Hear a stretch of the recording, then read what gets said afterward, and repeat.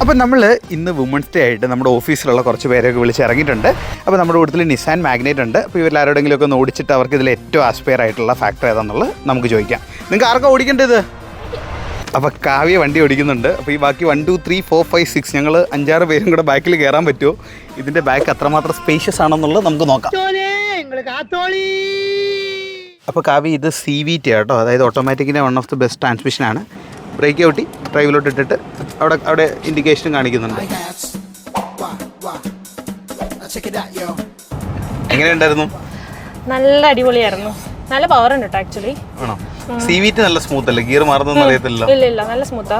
അമിയോണ് എന്താ ഇഷ്ടപ്പെട്ട? വണ്ടി ഡിസൈൻ നല്ല രസമുണ്ട്, കളറും ഭയങ്കര വെറൈറ്റി ആയിട്ടുണ്ട്. ഇന്റീരിയർ നല്ല ക്ലാസിക് ഇന്റീരിയർ ആണ്. സീറ്റിംഗ് ആണെങ്കിലും നല്ല കംഫർട്ടബിൾ ആയിരുന്നു. ആണോ?